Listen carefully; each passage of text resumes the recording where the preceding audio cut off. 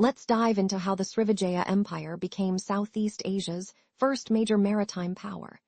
Dr. Chang, could you explain how this transformation took place? Certainly, Srivijaya emerged around 650 CE as the Funan Empire waned, founded by the Sailendra dynasty. They understood the sea lanes, essential links between China, India, and the Middle East. This strategic position fostered their initial rise. And control over sea routes really was crucial, wasn't it? There's a modern analogy to be made with Panama or Suez Canal today. Absolutely, just like those pivotal zones, Srivijaya commanded the Straits of Malacca and Sunda. With control over these maritime chokepoints, they dictated international commerce, much like today's major shipping lanes. Yet with such advantages, they still faced challenges. How did Srivijaya maintain its dominance despite competition? They adeptly formed alliances and employed a thalassocracy, ruling by sea, not land. But unlike land empires, this left them vulnerable to shifts like the Chola dynasty's interference later on. Moving on, could you share insights into Srivijaya's economic prowess? Their control over trade routes seems key, but there's more to their economy, right? Indeed, Srivijaya's economy thrived on spice trade, collecting duties at the straits.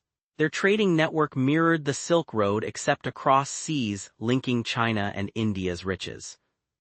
Those extensive connections sound strikingly modern, akin to today's global trade networks. Yet, were there any drawbacks to this economic model? Good point. They solely relied on sea dominance, leaving them susceptible to competitors and piracy. It's like putting all your eggs in one basket. They were rich but vulnerable to disruption. Given such risks, how did they innovate to sustain trade dominance? They cultivated international alliances like with China's Tang dynasty, exchanging not just goods but knowledge. Such strategies are reminiscent of modern diplomatic trade agreements that safeguard economic interests. Shifting focus from trade to culture, Srivijaya was a beacon of Buddhist learning. Professor Singh, how did it shape Buddhism in Southeast Asia? Srivijaya embraced Mahayana Buddhism, drawing scholars across Asia. Yijing's accounts describe vibrant religious study akin to how cities today are hubs for tech or academia. That ancient cultural exchange must have been vibrant. Yet, was there tension integrating diverse religious philosophies? Indeed, they balanced Buddhist, Hindu, and animist beliefs, somewhat unusual then. This syncretism was both a strength and a challenge, generating rich, yet sometimes conflicting, spiritual traditions.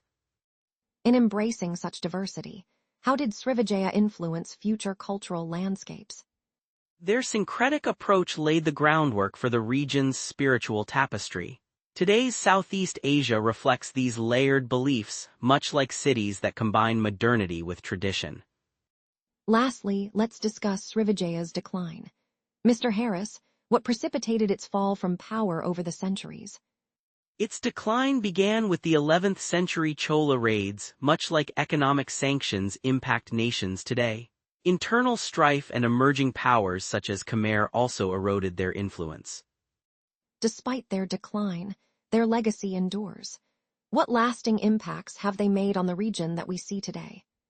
Srivijaya's influence persists in Buddhism's spread across Southeast Asia, akin to how Roman infrastructure underpins Europe. Their trade networks formed precursor models for global maritime commerce. Indeed, it's fascinating that such a once-dominant power helped shape modern regions. Could modern nations learn from Srivijaya's story? Absolutely, their integration of cultural ideas and maintaining nimble strategies across borders holds lessons. Future interconnected economies might look back at Srivijaya as an early model of global stewardship.